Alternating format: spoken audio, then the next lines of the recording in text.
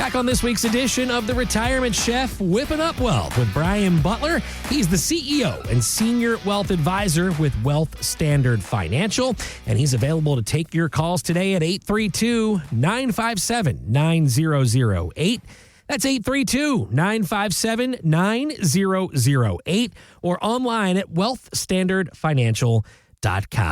Well, Brian, I found this one apropos for our show. We are still very new together. We've only been on the air together for a couple of weeks, but you have a big time passion for cooking, and I had to get this one on your radar. Let me ask you this. If you were in a kitchen, would being called chef, I mean, you are the retirement chef. Do you like being called chef?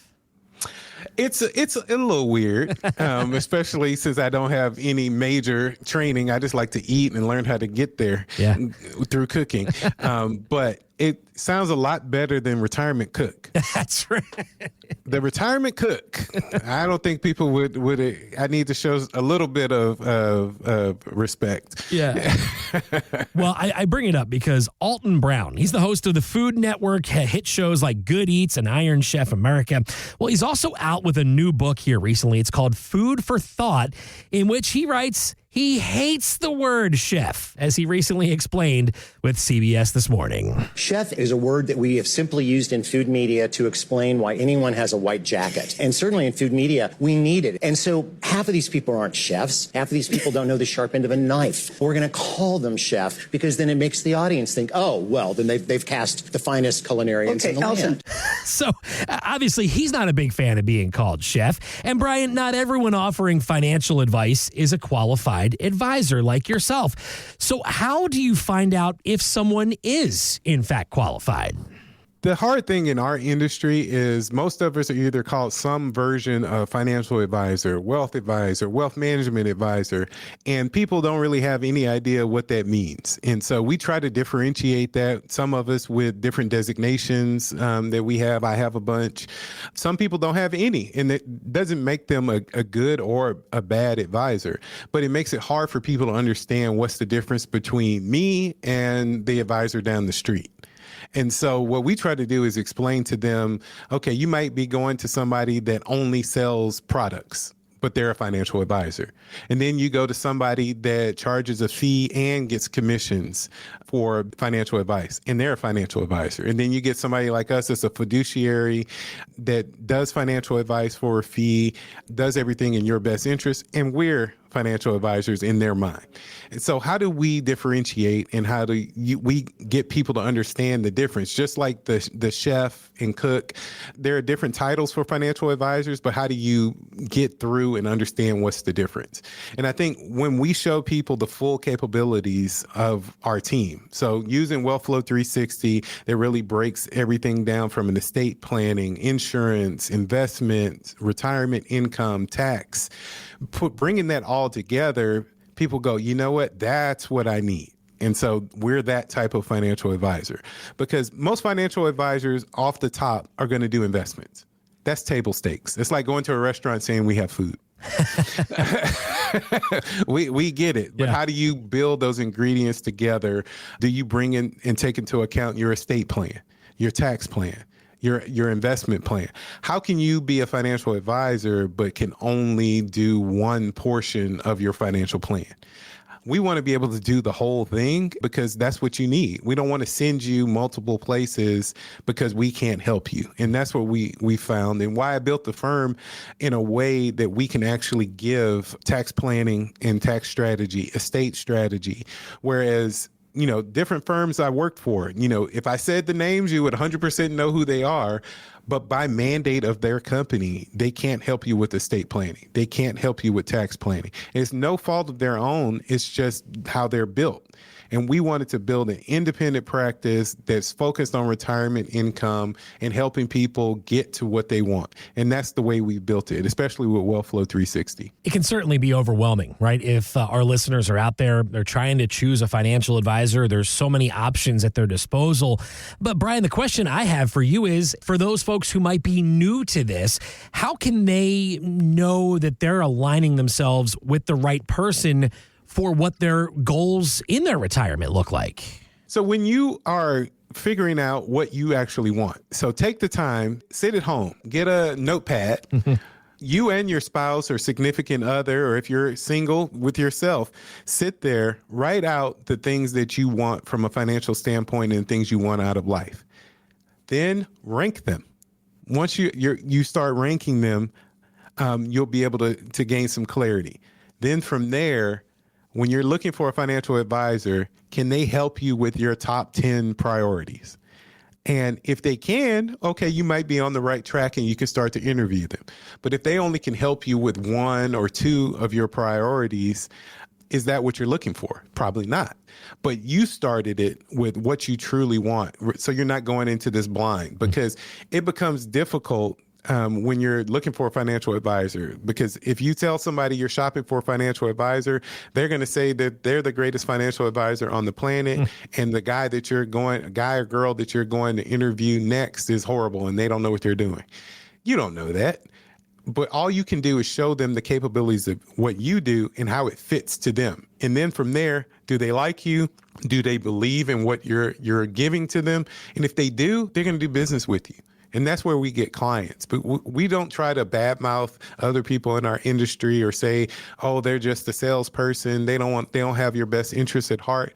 We show you what we're able to do, give you clarity on everything that we have to offer, how we get paid, everything, put it on the table. And then what are you comfortable with?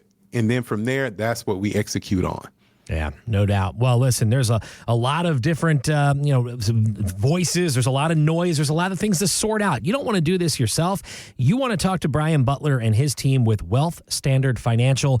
That's why you want to pick up the phone today. Give them a call at 832-957-9008.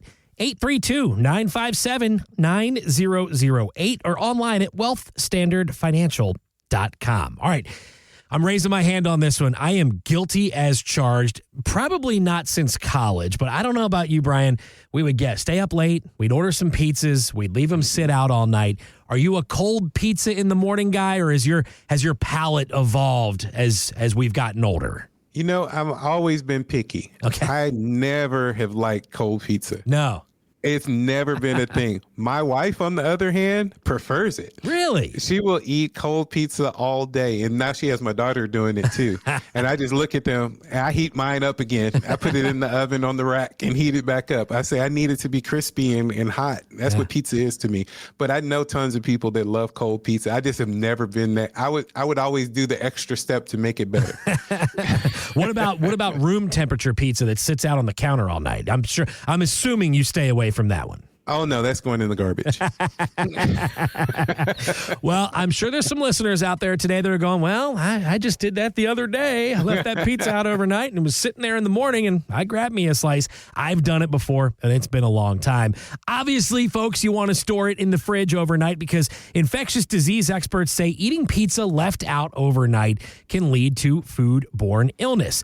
Now, for some, maybe still think it's safe to eat. And it's kind of like a 401k, Brian, when you think about it. Starts out fresh, but in many ways, you need to revisit that. So what do we do with a 401k that's been sitting all these years without being reviewed? Many times people's 401k, they just ignore as an account that they're just in the background that's going to help them later on. Many people are getting 401k matches from their employer, so that's free money. You got to take advantage of that. Then they're just systematically putting it away out of their paycheck. So it's kind of out of sight, out of mind. I've seen people have all of their 401k for years go straight to cash. They forgot about it. So they missed out on some potential growth in the market for years because they ignored it or they weren't paying attention to it. Usually the 401k is going to be your biggest income producing asset. And so if your biggest asset is being ignored, do you think that's going to work out well for you?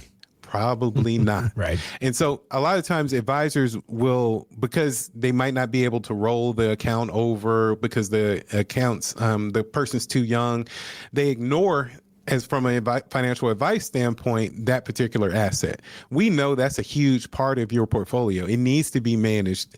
It needs to grow. especially depending on when you decide to retire.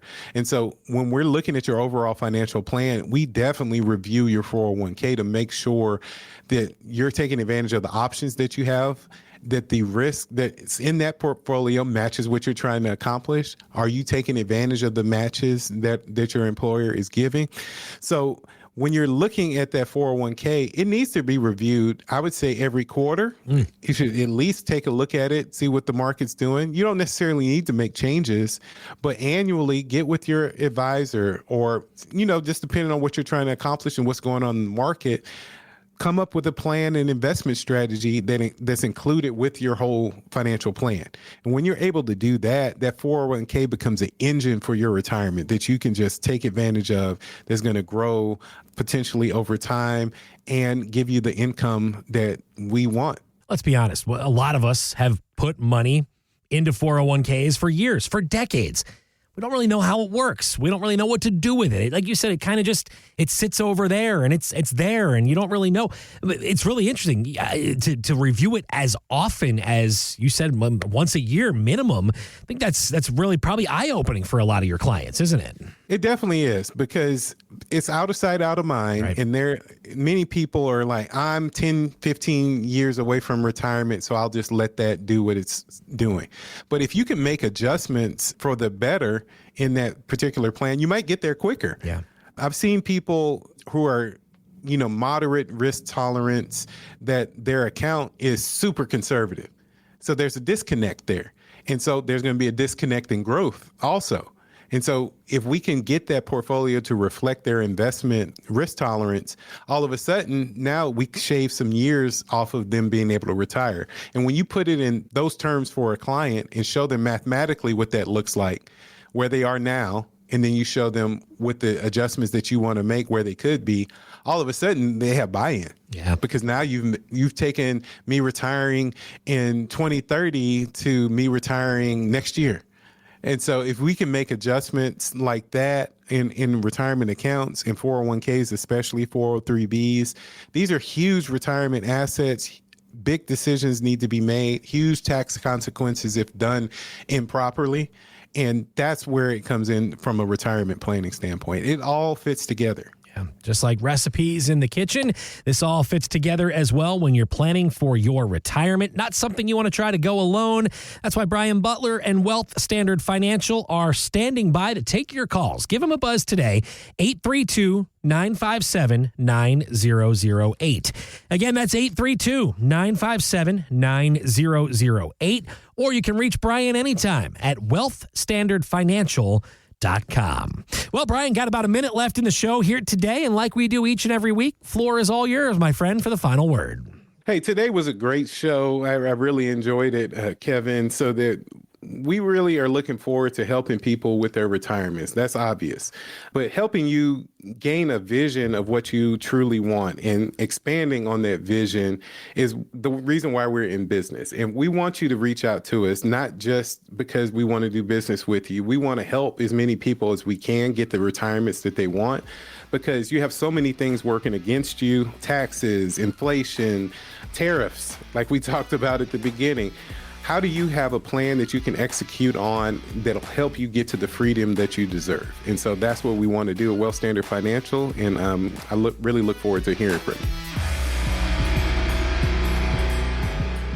The opinions voiced in The Retirement Chef, Whipping Up Wealth with Brian Butler, are for general information only and are not intended to provide specific advice or recommendations for any individual. Past performance is no guarantee of future results. All indices are unmanaged and may not be invested into directly. Investing involves risk, including possible loss of principal. No strategy assures success or protects against loss. To determine what may be appropriate for you, consult with your attorney, accountant, financial, or tax advisor prior to investing. Guests on The Retirement Chef, Whipping Up Wealth are not affiliated with CWM LLC. Investment advisory services offered through CWM LLC, an SEC registered investment advisor.